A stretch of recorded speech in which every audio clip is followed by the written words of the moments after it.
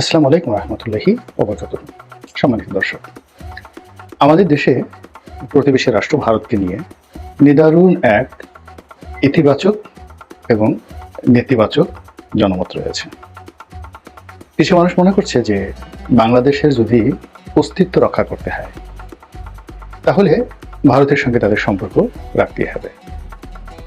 আবার অন্য পক্ষ মনে করছে বাংলাদেশ যদি স্বাধীন থাকতে চায়, সার্বভৌম থাকতে চায়, এবং এই যে আমাদের একটা নতুন মানচিত্র হয়েছে বাংলাদেশ, এই মানচিত্রের ভাব, গাম্ভীর্য, সম্মান এবং মর্যাদা এটা রক্ষা করার পাশাপাশি বাঙালি জাতির বা এই বাংলাদেশি জাতীয়তাবাদের যদি বিকাশ সাধন করতে হয় এবং সারা দুনিয়ার নিকট যদি বাংলা ভাষা, বাংলা সাহিত্য এবং বাংলাদেশি জনগণের ইতিহাস এবং ঐতিহ্য এটিকে তুলে ধরতে হয়, যে কোনো মূল্যে ভারতের সাংস্কৃতিক আগ্রাসন রুখে দাঁড়াতে হবে, রুখে দিতে হবে, প্রতিহত করতে হবে। আদারওয়াইজ বাংলা বলতে শান্তিপুরী কলকাতার বাংলা, গান বাজনা সিনেমা বলতে বলিউডের সিনেমা, রাজনীতি বলতে নরেন্দ্র মোদী এবং অমিত শাহ মার্কা রাজনীতি চলতে থাকবে। এবং দিল্লির যে হাজার বছরের পুরনো কৌশল চাণক্য নীতি, বাংলাদেশ যদি সেই চাণক্য নীতির ফাঁদে পা দেয় তাহলে কোনো অবস্থাতেই জাতিগোষ্ঠী হিসেবে আমরা মর্যাদার কোনো আসনে পৌঁছতে পারব না। এই বিষয়গুলো নিয়ে আজ নয়, শত শত বছর পূর্বের থেকে আলোচনা চলে আসছে।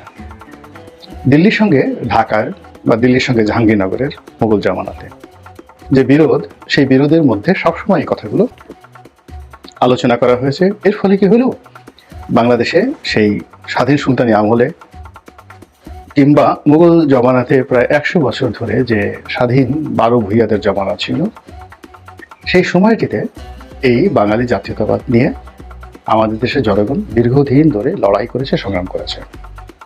কিন্তু ব্রিটিশদের কূটচালের কারণে আমরা পাকিস্তানের খণ্ড হতে বাধ্য হই, এবং পাকিস্তান আমাদের এই দেশকে পাওয়ার পর এটাকে বিমাতা ঠিক নয়, দ্বিতীয় স্ত্রীও নয়, ঠিক অনেকটা রক্ষিতাকে যেভাবে মানুষ রক্ষিতা বললেও ঠিক বলা হবে না, এমন একটা ভাবে তারা বাংলাদেশকে মূল্যায়ন করার চেষ্টা করেছে যেটা কোনো মর্যাদার মধ্যেই পড়ে না। যখন যেভাবে ইচ্ছা সেভাবে তারা ব্যবহার করার চেষ্টা করেছে, ফলে ঠিক 1 বছরের মাথায় বাঙালির মোহ ভঙ্গ হয়ে যায় এবং তারা তখন তাদের যে প্রশাসনিক কেন্দ্র রাওয়ালপিন্ডি, তার বিরুদ্ধে প্রবল জনমত গড়ে ওঠে। তখন যে বাংলা না পিন্ডি, এরকম যখন মানুষের ভিতরে প্রশ্ন করা হতো, মানুষদিকে প্রশ্ন করা হতো, কোনো মানুষই রাওয়ালপিন্ডির অধীনস্থ থাকতে চায়নি। তাদের অনেকের হয়তো সাহস ছিল না, অনেকের শক্তি ছিল না, অনেকে বিদ্রোহ করার মতো শক্তি অর্জন করতে তাদেরকে সেই 1947 সন থেকে 1971 সন অবধি তাদেরকে যুদ্ধ করতে হয়েছে, লড়াই করতে হয়েছে, সংগ্রাম করতে হয়েছে, কিন্তু কোনো অবস্থাতেই তারা সেই রাওয়ালপিন্ডির অধীনতা কোনোদিন মেনে নেয়নি।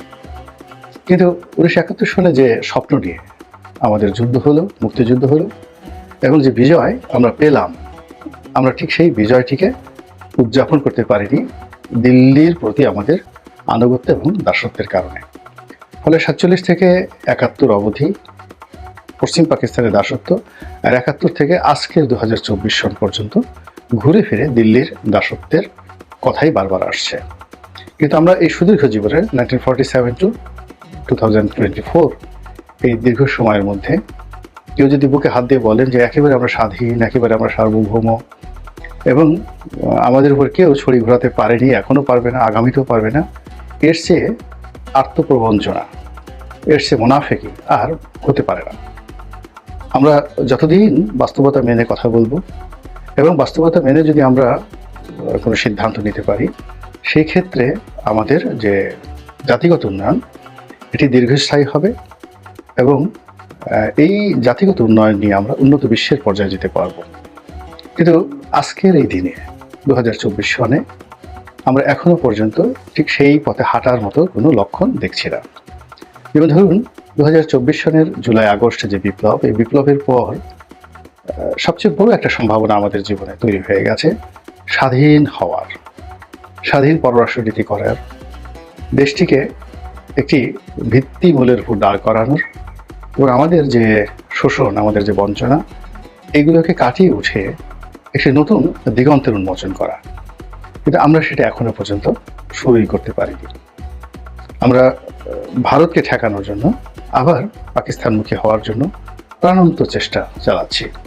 ফলে এই মুহূর্তে আপনি দেখবেন আমাদের দেশে হঠাৎ করে কায়েদে আজম মোহাম্মদ আলী জিন্নাহর নাম বারবার উচ্চারিত হচ্ছে, এবং আমাদের ঢাকা শহরে যে সকল রাস্তার নাম জিন্নাহ সড়ক ছিল, কিংবা ঢাকা বিশ্ববিদ্যালয়ের যে হলের নাম জিন্নাহ হল ছিল, কিংবা আমাদের জাহাঙ্গীরনগর ইউনিভার্সিটির নামের আগে যে মুসলিম ছিল শব্দটি, এই বিষয়গুলো আবার নতুন করে বিতর্ক তৈরি করেছে। এবং যারা এই জুলাই আগস্ট বিপ্লবের সুফল এই মুহূর্তে ভোগ করছেন, তাদের একটা বিরাট অংশ পাকিস্তানমুখী একটি রাজনীতি, একটি অর্থনীতি, একটি সমাজ ব্যবস্থা নতুন করে আবার শুরু করার জন্য ব্যাপক প্রচার এবং প্রোপাগান্ডা চালাচ্ছেন।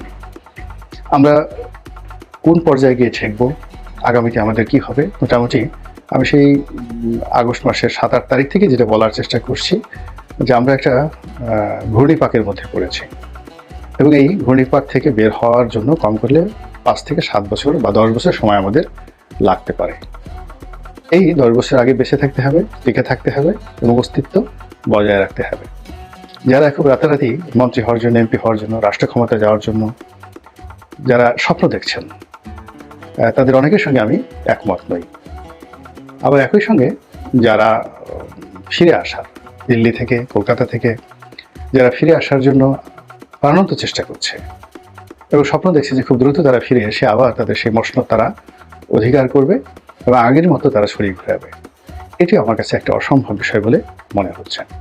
কিন্তু এর ফাঁকে আমাদের যে বিবর্তনগুলো হচ্ছে, যেমন ধরুন ভারত আমাদেরকে ভিসা দেওয়া বন্ধ করে ফেলেছে, আমরা এখন ভারত যেতে পারছি না, এবং ভারত থেকে আমাদের যে আমদানি বাণিজ্য, এটি বলতে গেলে একটা বিরাট অংশ, বিশেষ করে যেগুলো কনজিউমার প্রোডাক্ট, খাদ্যপণ্য এবং নিত্য ব্যবহার্য পণ্য, এইগুলোতে বাধার সৃষ্টি হয়েছে। ফলে আমরা বিকল্প ভারত থেকে আনার পরিবর্তে আমরা বিকল্প পথে এখন পাকিস্তান থেকে আনার চেষ্টা করছি। ইতিমধ্যে পাকিস্তানের সঙ্গে আমাদের সড়ক যোগাযোগ তো যেটা ভারতের সাথে ছিল সেটা সম্ভব হবে না, রেল যোগাযোগও ভারতের মতো সম্ভব হবে না। তারপর কিন্তু একটা বিষয় আছে, সেটা হলো সমুদ্র যোগাযোগ। সমুদ্র পথে পণ্য পরিবহনের ক্ষেত্রে যদি মালামাল ঠিক হয়, তাহলে করাচি বন্দরের সঙ্গে চট্টগ্রাম বন্দরের যে যোগাযোগ এবং ফ্রিকোয়েন্সি যেটি স্থাপন করা সম্ভব, সেটি ভারতের হলদিয়া, নাভাশিবা কিংবা অন্য যে কোনো গুরুত্বপূর্ণ যে বন্দরগুলো রয়েছে সেখানকার তুলনায় পাকিস্তানের করাচি বন্দর থেকে তুলনামূলকভাবে সহজ এবং কম ব্যয় সম্পন্ন। এবং পাকিস্তানের যে প্রোডাক্টগুলো, বেশি করে চাল, ডাল, তারপর পেঁয়াজ, মরিচ, এরপর সুতা, এগুলো ভারতের পণ্যের তুলনায় অনেক অনেক যাকে বলা হয় গুণসম্পন্ন এবং মানসম্পন্ন।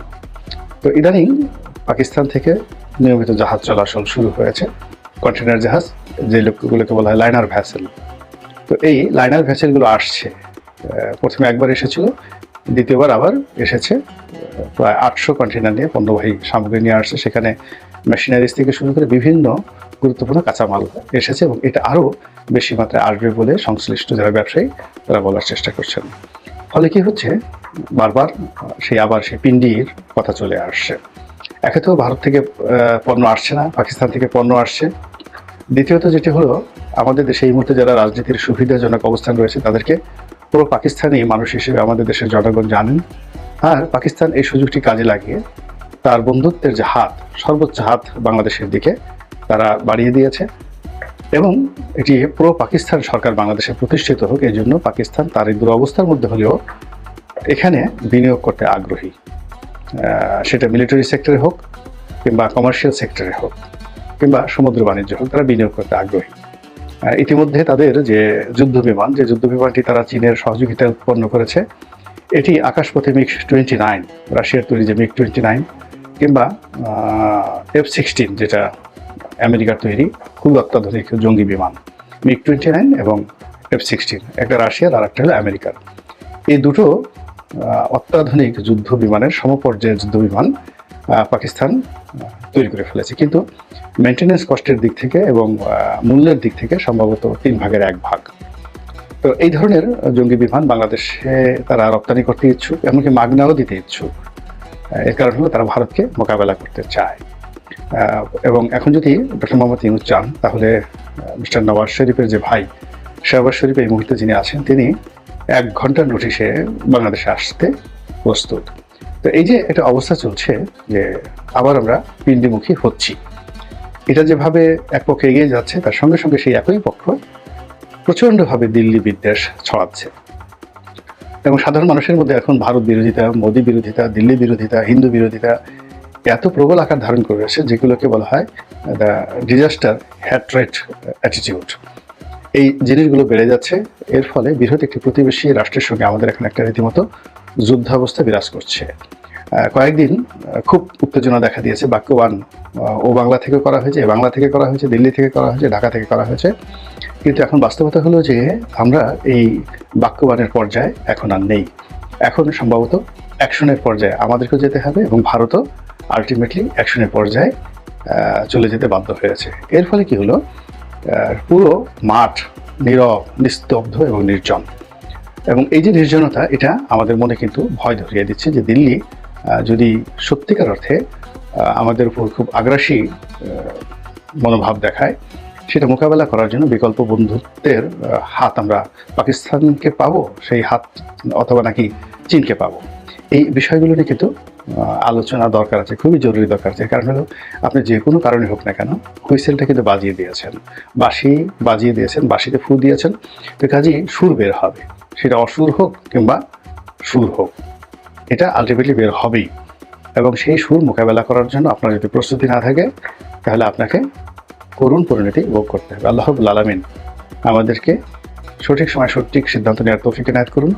জাতিগতভাবে আমাদের মেরুদণ্ড শক্ত করে দিন। আর আমাদের যারা নেতা আছেন বা আগামীতে যারা নেতা আসবেন, তাদের মধ্যে দেশাত্মবোধ আল্লাহ রাব্বুল আলামিন জাগ্রত করে দিন, এই প্রার্থনা করছি। আসসালামু আলাইকুম ওয়া রাহমাতুল্লাহি ওয়া বারাকাতুহু।